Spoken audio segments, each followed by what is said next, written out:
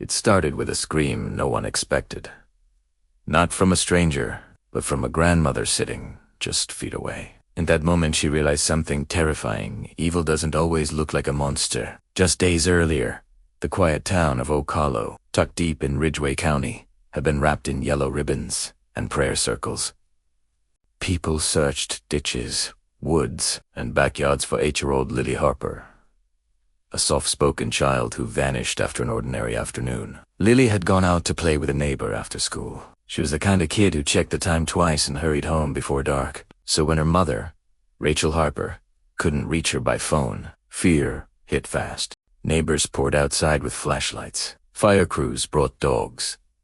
A drone buzzed low over the trees behind the houses. Lily's photo spread across social media in hours.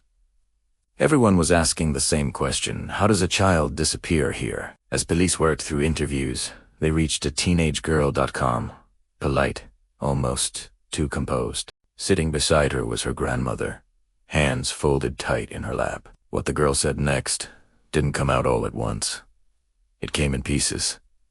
Quiet, detached, and as the words landed, the grandmother's face drained of color. She whispered just one word: Grandma. Oh my God. Whatever the girl described wasn't just shocking. It would fracture a family, haunt investigators, and leave an entire country stunned. This is not just a missing child case. It's a story about trust, silence, and how darkness can hide in plain sight. And it all began right here. Earlier that afternoon, nothing felt unusual. It was a cool weekday in Oak Hollow, the kind of place where kids still rode bikes until dinner and parents watched from porches. Lily Harper had just come home from school, dropped her backpack by the door, and started talking about a spelling test she thought she failed. Dinner was already cooking when a knock came at the door. Standing there was Maya Collins, a younger neighbor who lived several houses down. She asked, politely, if Lily could come outside to play for a bit. At first, Rachel said no.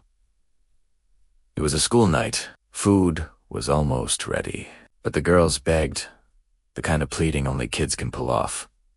Just for a little while. Tay, promise it. Rachel finally agreed. But with rules.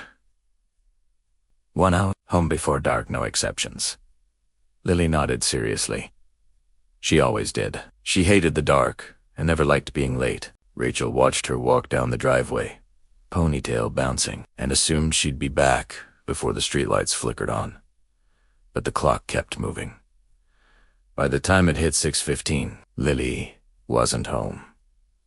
Rachel tried calling the small phone she'd given her daughter for emergencies, straight to voicemail. Again and again. That's when panic replaced patience. She called Maya's house. The phone was answered by Ellen Collins, Maya's grandmother. Her response stopped Rachel cold. I haven't seen Lily today, she said, and I didn't even know Maya went out. Within minutes, police were called. Officers arrived fast. They took statements. They scanned the yards. And behind the neighborhood, they noticed something else, a thick stretch of woods. Nearly 50 acres of trees, brush, and uneven ground.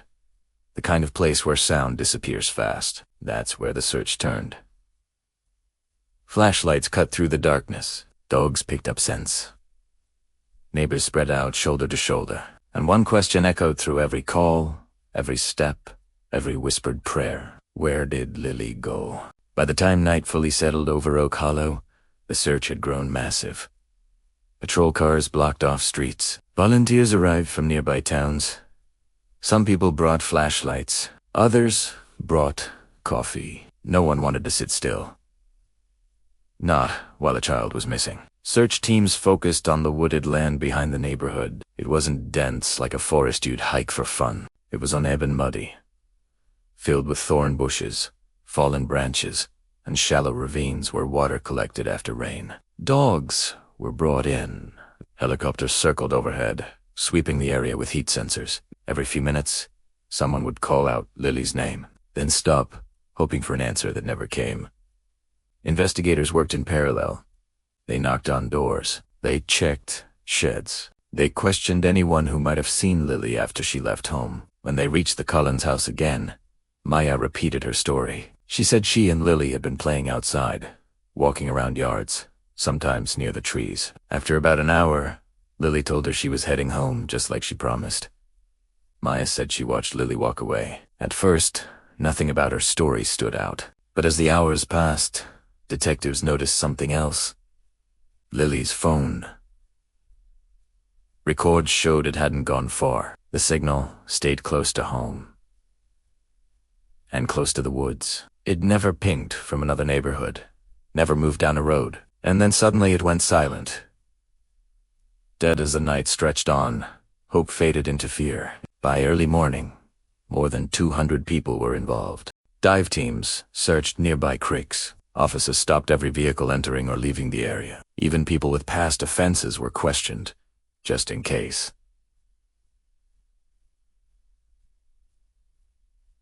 Still, nothing. No shoe, no backpack.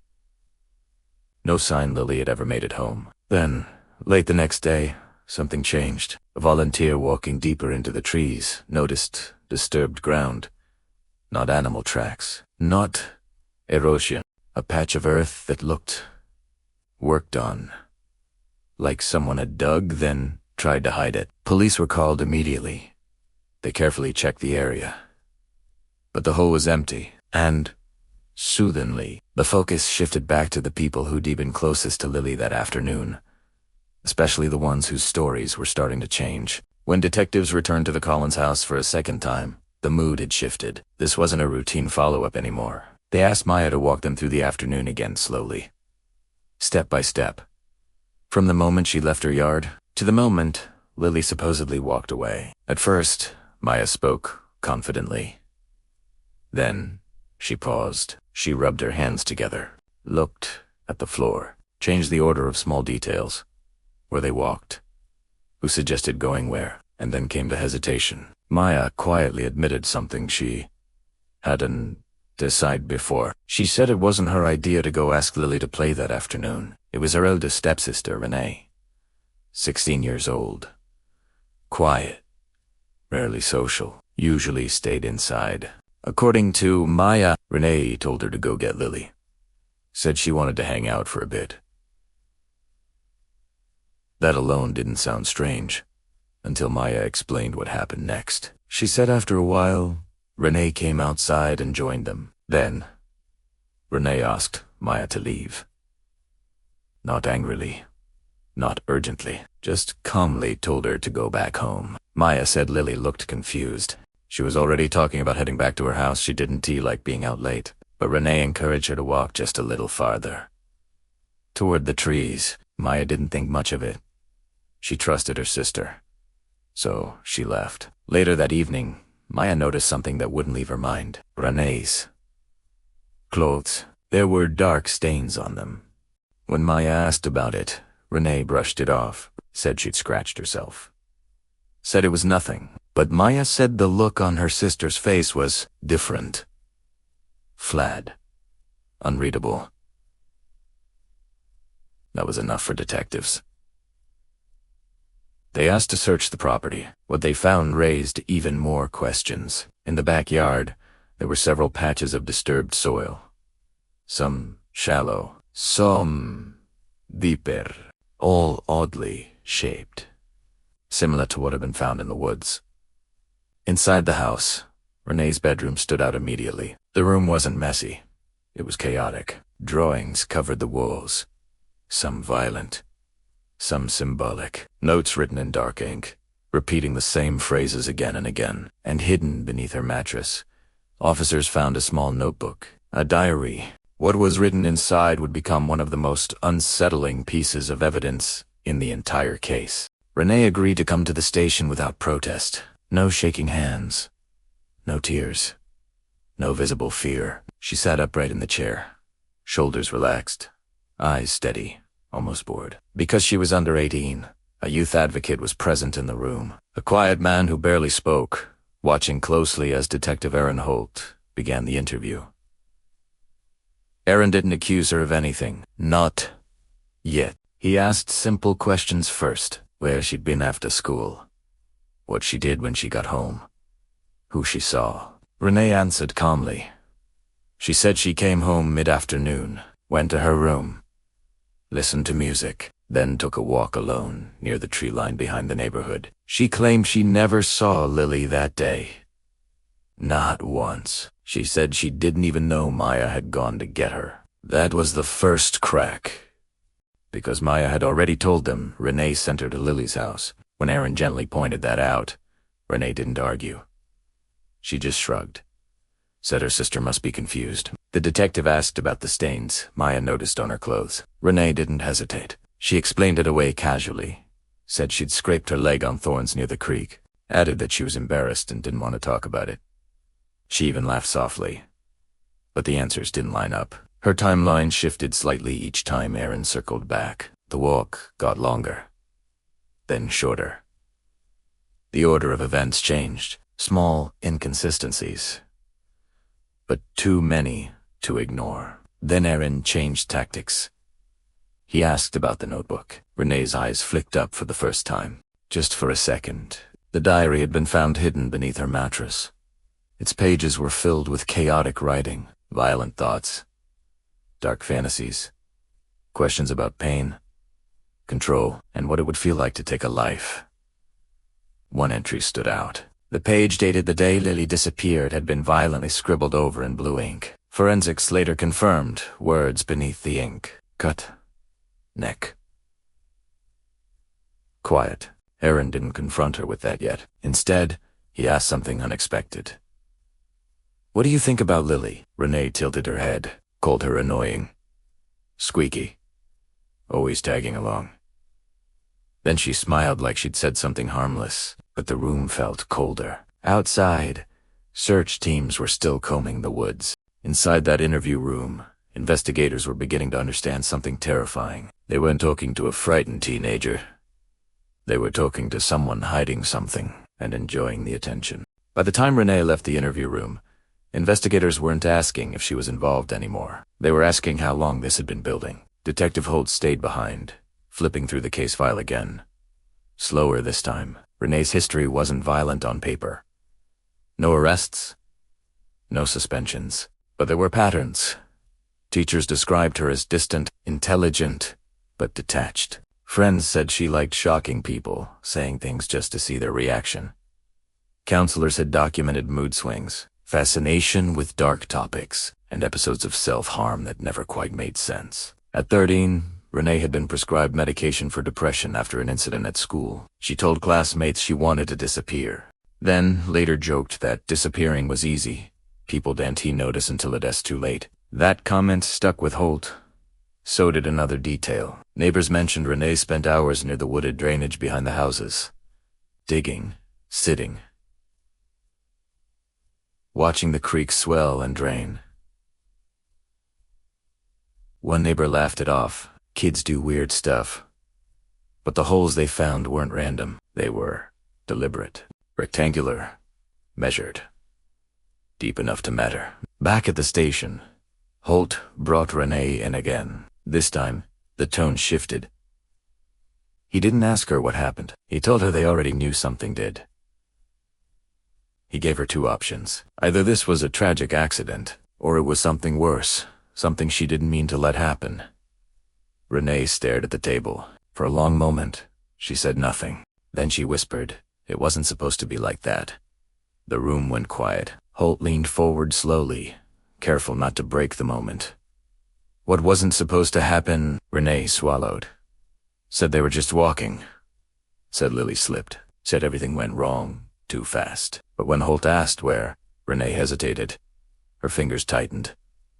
The creek, she finally said, by the bend, where it's quiet. That wasn't in any report. That wasn't public. It was the first real slip. Holt didn't push yet. Instead, he let silence do the work. And in that silence, Renee kept talking. Her story unraveled in fragments. Contradictions, piling on top of contradictions. And beneath it all, something colder than fear. Relief. Because for the first time since Lily vanished, Someone was finally listening. Detective Holt didn't correct Renee. He didn't interrupt. He let her talk. That was the mistake people always made with her, assuming silence meant innocence. Renee described the creek like she knew every stone. Where the water slowed, where the mud pulled at your shoes, where voices didn't travel. She said Lily had been laughing, then crying, then quiet. Holt noticed something important. Renee never asked if Lily was okay. She talked about what happened to her, not what happened to Lily. So Holt shifted the question. When did you start digging? Renee blinked. Too fast. I don't know. Before.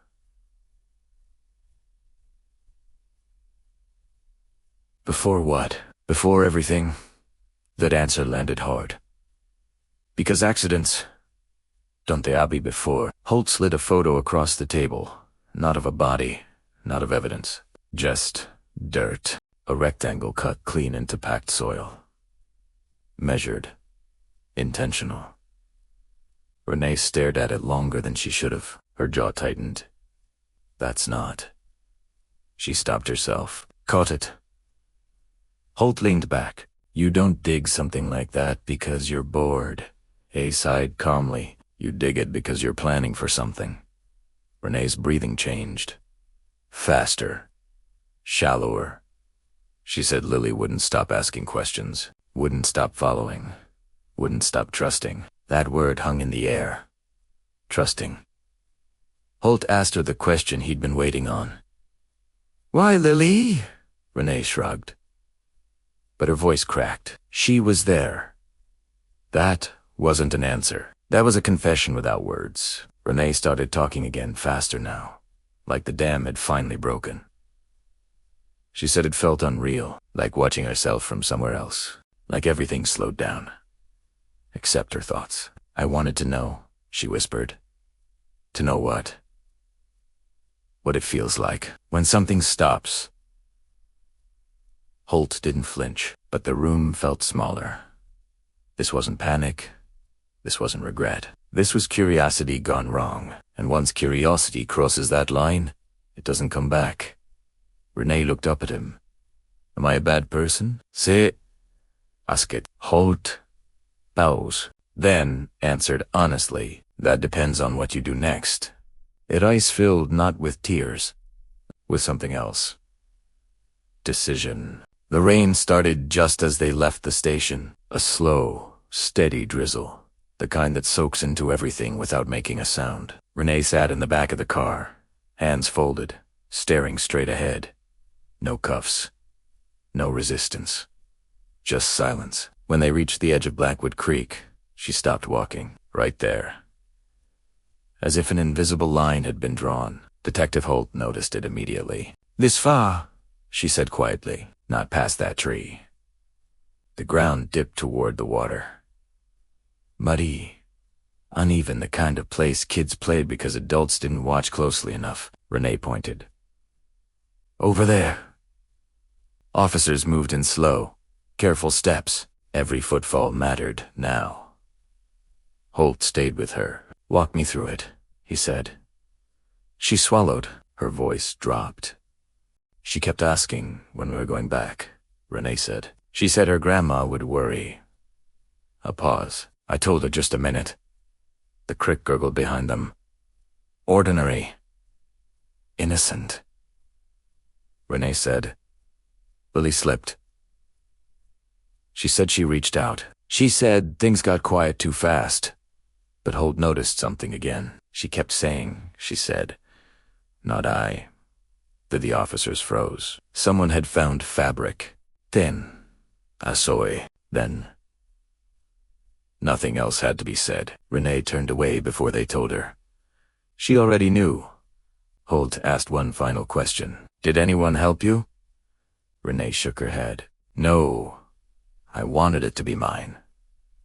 That was the moment. Not fear. Not shame. Ownership. As they walked her back to the car, Renee glanced at the trees.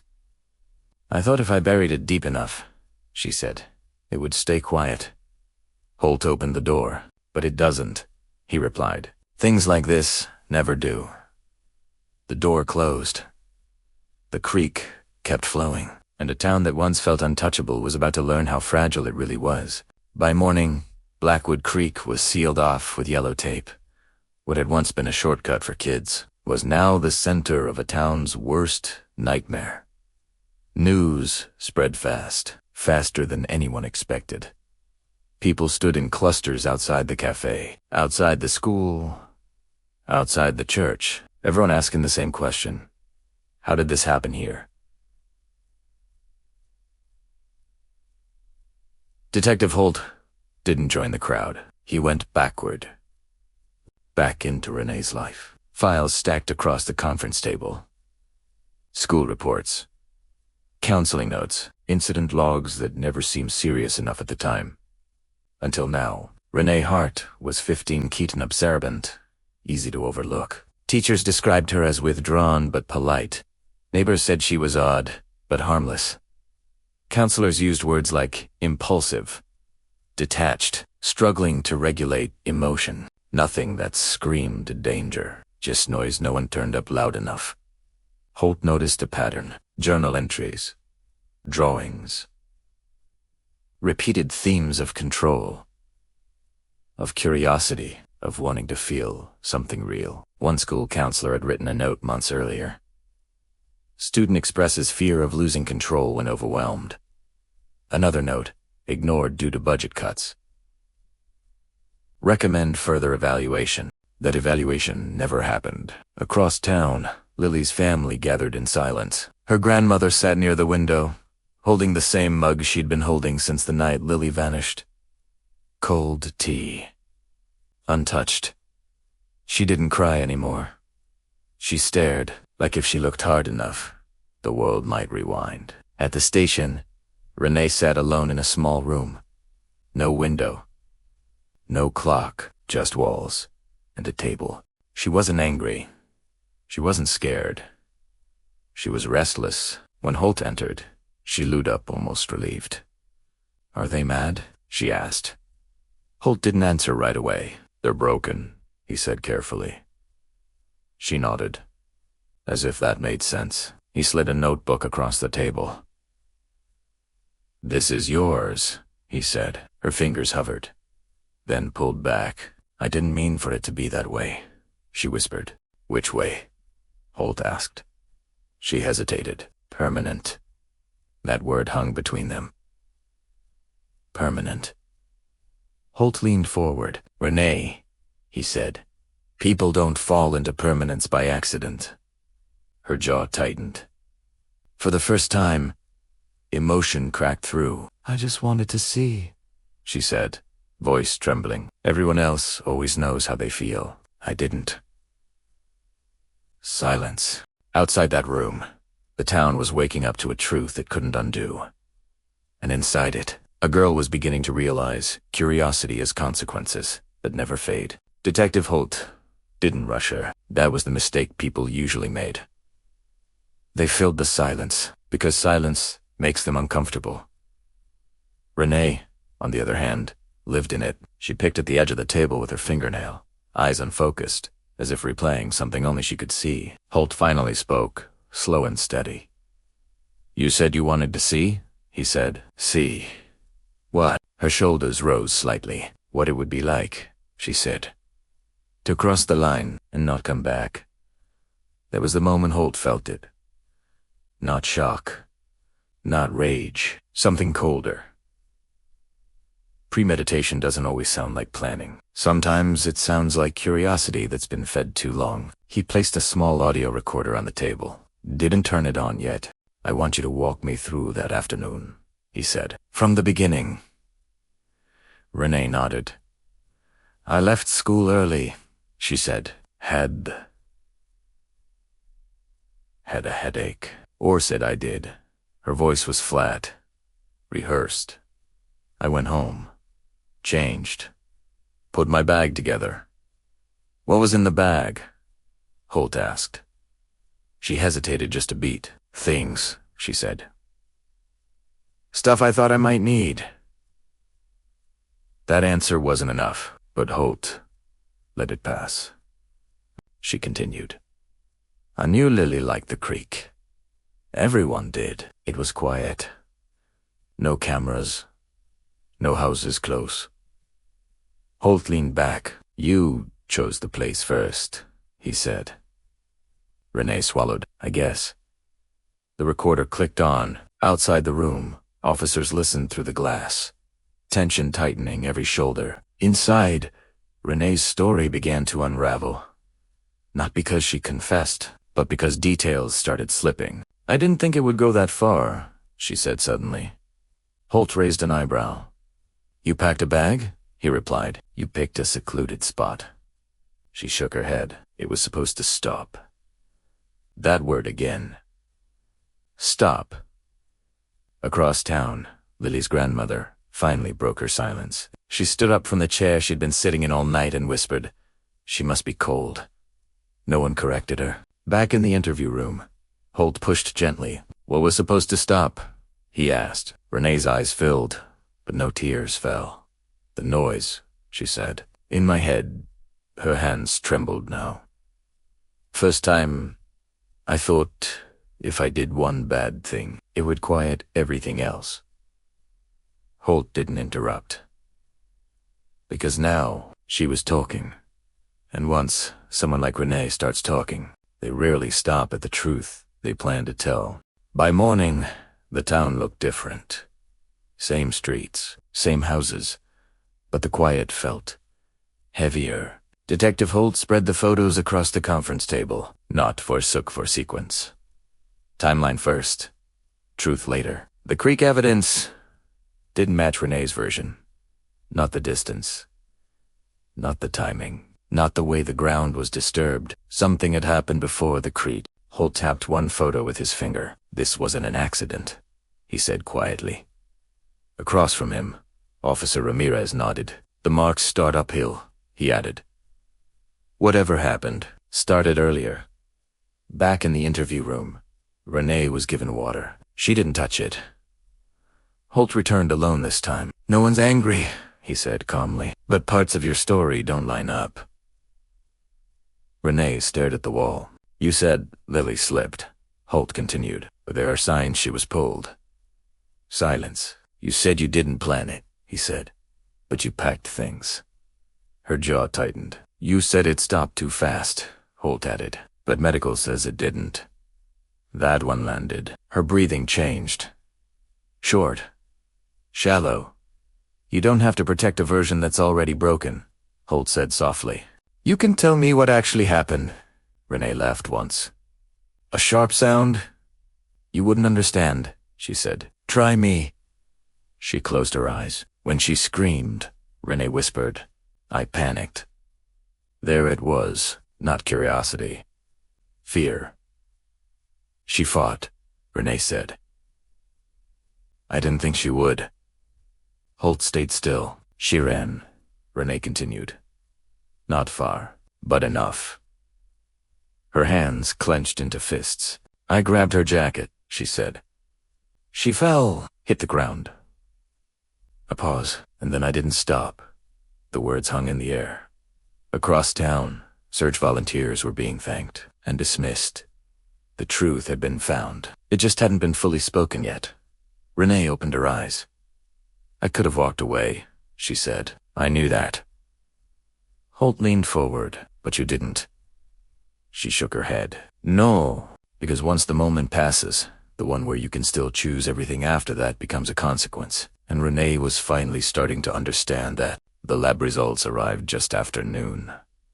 No sirens, no dramatic announcement, just a folder placed quietly on the table. Detective Holt opened it slowly. Every page confirmed what they already knew, and corrected what Renee had tried to soften. The injuries showed movement. Resistance.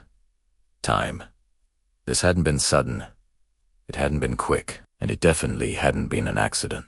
Holt closed the folder and exhaled a long breath.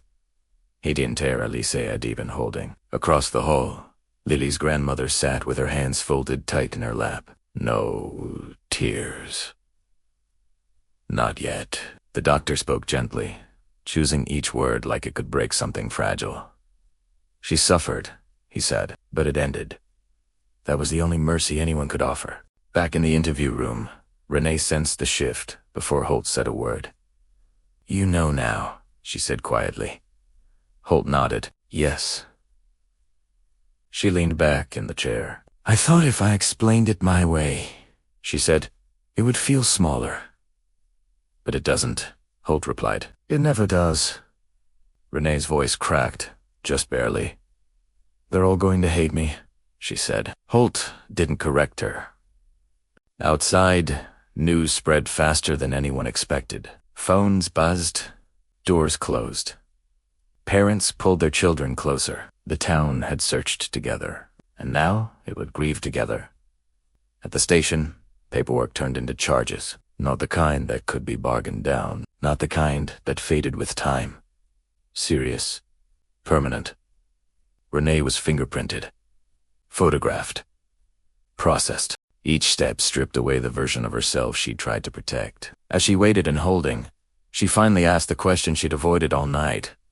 "Is she still there?" she whispered. Holt paused. "No," he said. "She's with her family now." Renee nodded. For the first time since this began, her shoulders sagged, not relief. Wait.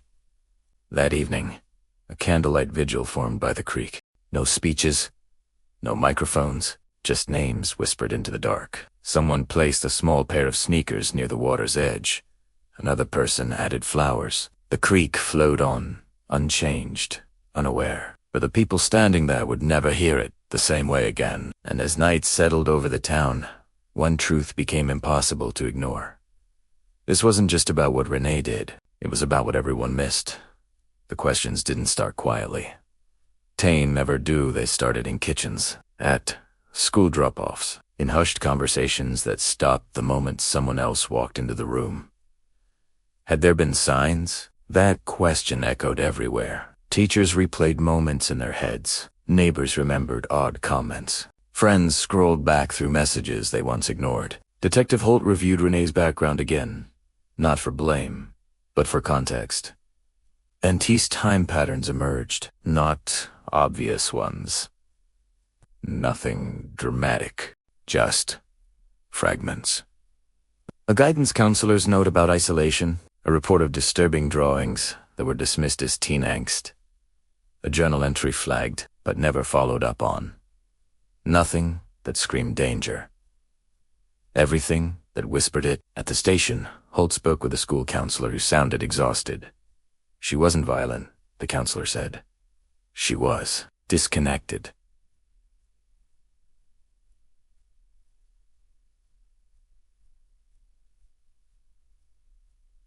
That word stuck. Disconnected. Renee didn't lash out. She withdrew. She didn't threaten. She fantasized quietly. In her holding cell, Renee finally asked to speak again. Not with police, with someone neutral. A mental health evaluator sat across from her, notebook closed. "Why, Lily?" she asked gently. Renee stared at the floor. She listened. Renee said. She didn't ask questions. A pause. "She trusted me." That was harder to hear than anger. Outside, Lily's family met with advocates who explained what came next. Charges, court dates, years, maybe decades, of legal language replacing normal life. Lily's grandmother finally spoke, not to the press, to a room of people who loved her. "We can't let her name be just a headline," she said. "She was more than how she died." Those words spread faster than any rumor. A memorial fund formed. Counselors were brought into schools. Parents asked uncomfortable questions they'd avoided before, not because they blamed themselves, but because pretending nothing was wrong no longer felt safe. Back at the station, Holt closed Renee's file for the night. He'd worked crimes for years, but this one stayed, because it wasn't hidden in shadows.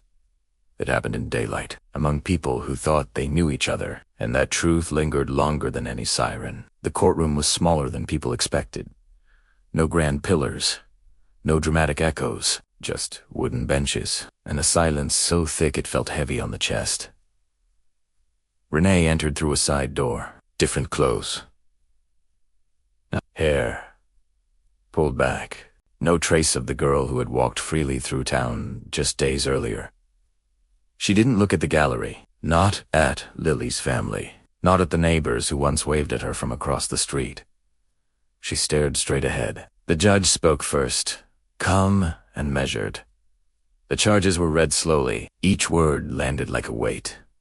The prosecutor stood and told the story in pieces, not emotionally, but carefully. Timelines, locations, evidence. Blackwood Creek was mentioned. Moretan Onsi, Renee's attorney, didn't interrupt. He knew this wasn't about denying what happened. It was about how it would be understood. When it was Renee's turn to stand, the room leaned forward. Not liturgy, but everyone felt it. She spoke softly. "I'm sorry," she said. "I know that doesn't fix anything." Her voice wavered. "I can't undo it." Lily's grandmother closed her eyes. She didn't cry. Not yet. The judge asked Renee if she understood the gravity of what she had done. Renee nodded. Yes. No excuses. No explanations. That almost made it worse. The court recessed, and the hallway filled with murmurs. Some people whispered about sentences. Others about mental health. Others said nothing at all, because there are moments where words don't help. Outside, cameras waited. Inside, a family sat together, holding hands, preparing for the next part of a journey they never asked for.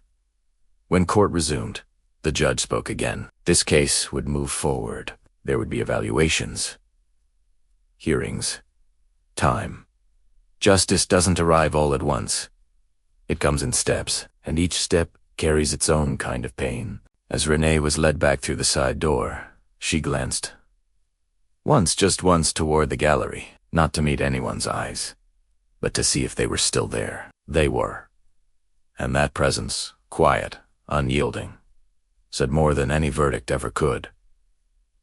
Sentencing day didn't feel like an ending. It felt like standing on the edge of something permanent. The courtroom filled early. No rush. No chatter. Just quiet footsteps and people choosing seats carefully, as if placement alone could change what came next. Renee sat beside her attorney, hands folded this time. Not fidgeting.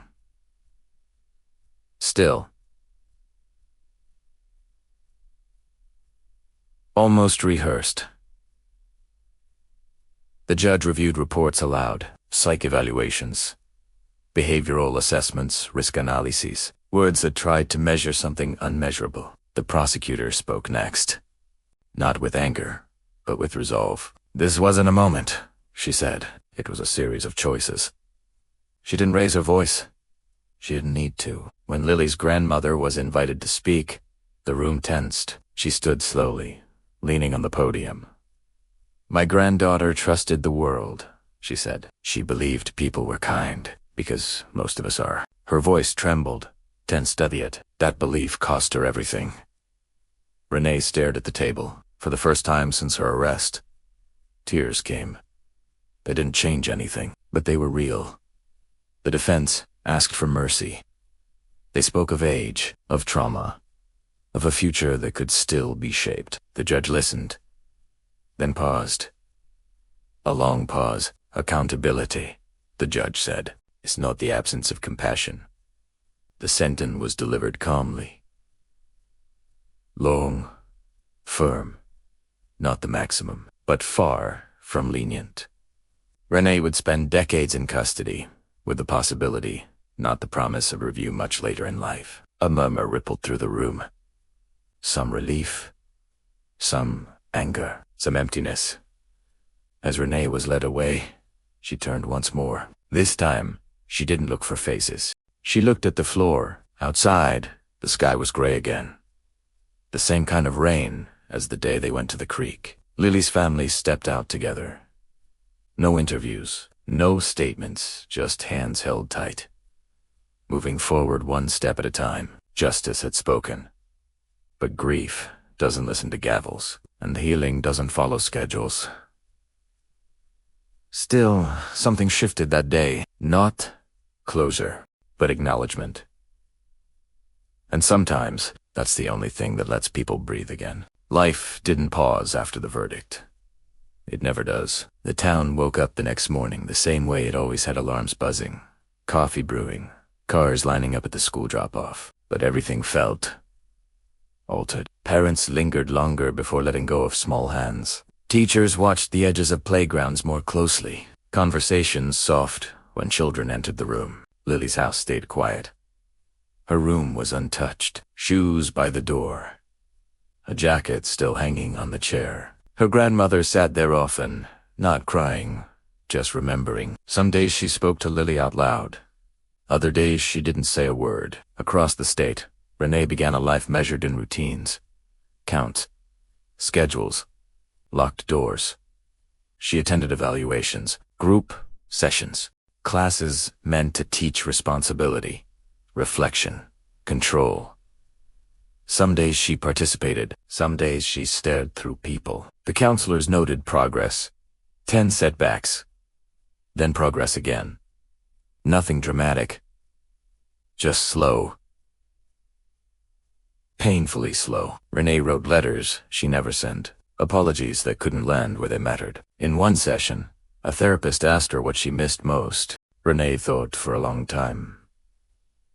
Noise, she said finally, being invisible inside it. That answer unsettled the room, because it wasn't regret for freedom. It was a regret for anonymity. Back in town, Lily's name began appearing on flyers: a scholarship, a library corner, a playground bench, not monuments. Reminders. The creek was avoided at first. Then slowly children returned. Supervised. Life insists on moving forward, even when hearts resist. Detective Holt drove past the area one evening and slowed his car.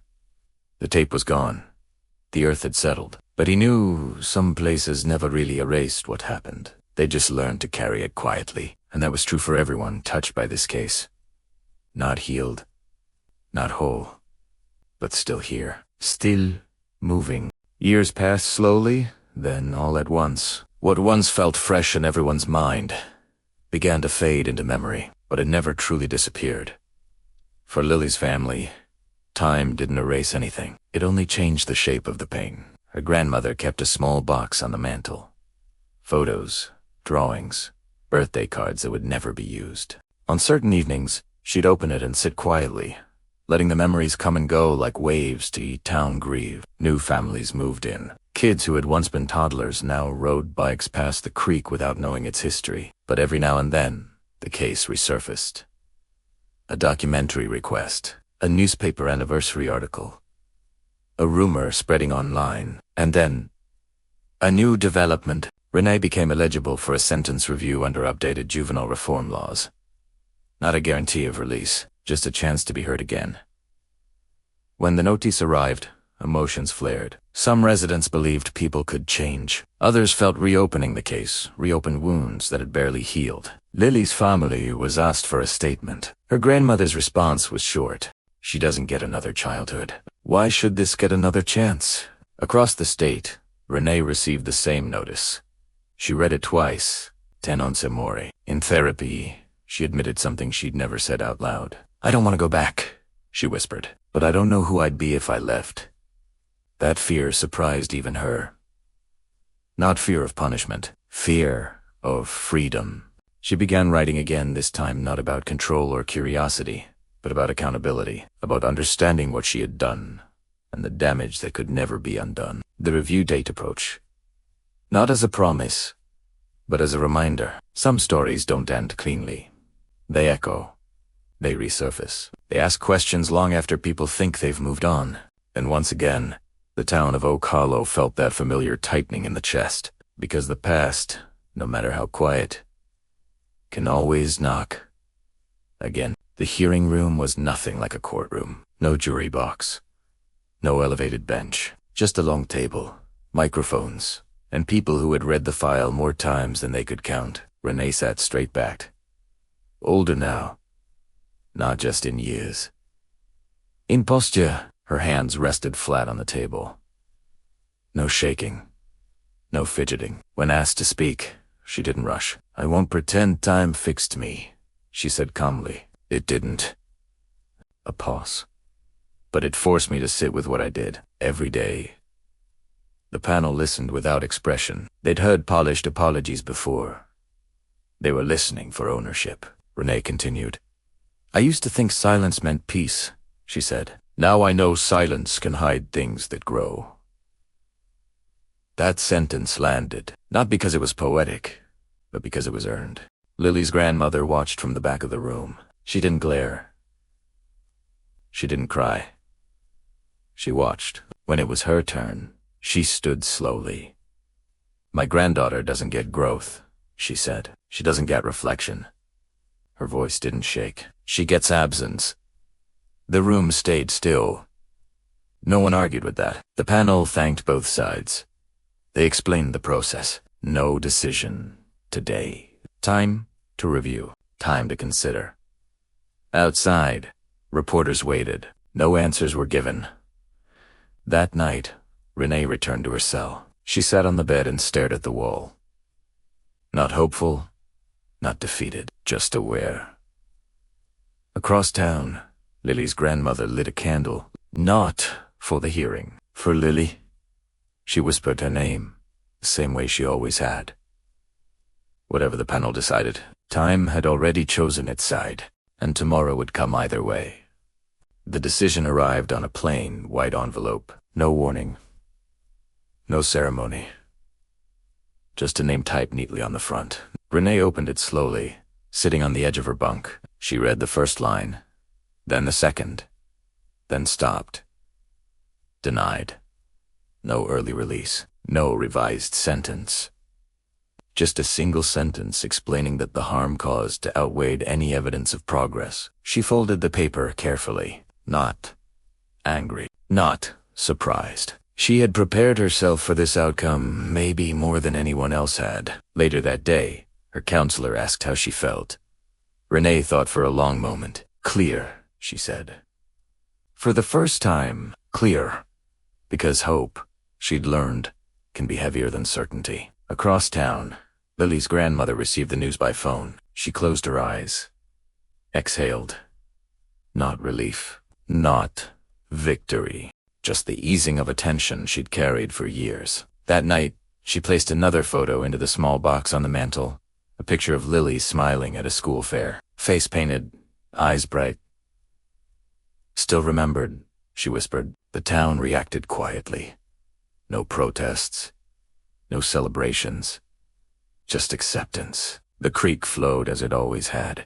Children played nearby again, older now. Supervised. Watched, with a care born from memory. Detective Holt heard the decision during his lunch break and heard On say, "Some cases don't end with justice feeling good. They end with justice feeling necessary." Renee returned to her routine. Classes. Counseling. Long nights. But something had shifted. She no longer measured her days by what might happen next, only by what she could take responsibility for now. Some stories resolve loudly. This one resolved softly. And sometimes, that's the only ending real life allows. Years later, people still ask the same question. Pause. How could this happen here? Softly in a quiet town, on calm streets, where doors used to stay unlocked and neighbors felt familiar. There isn't one simple answer. Pause. There never is. Some stories don't begin with monsters. They begin with silence. With things people don't notice. With warning signs that don't look urgent until it's too late. Deep breath. Lily's name still lives on. Not in headlines, but in moments. A scholarship given every spring. A bench by the playground, where parents sit a little longer. A reminder that childhood is fragile, and trust is even more fragile. Soft pause. Her grandmother still visits the creek sometimes, not to relive the past. Shaking breath, but to show it doesn't own her. She brings flowers. She leaves nothing behind. And when she's ready, she walks away. Pause. Renee remains where she is. Older, quieter, changed, but not redeemed. Slowly, some choices don't come with redemption. They come with responsibility. she continues therapy. She keeps writing. She lives each day with the weight of what she did, not just as punishment, but as truth. Post Detective Holt retired not long after. When someone asked him about the case, years later, he said only this. With emphasis, pay attention to the quiet kids, and the quiet thoughts, and the moments we dismiss, because they don't look like emergencies. Pause, because evil doesn't always announce itself. Slower sometimes, it waits. This story isn't about fear. It's about awareness. About listening sooner. About acting earlier. About protecting those who can't protect themselves. Gentle pause and about remembering something important. Justice isn't always loud. But it should always be honest. If the story made you pause, if it made you think with warmth, then Lily is still being heard. And that matters. Sigh, thank you for listening.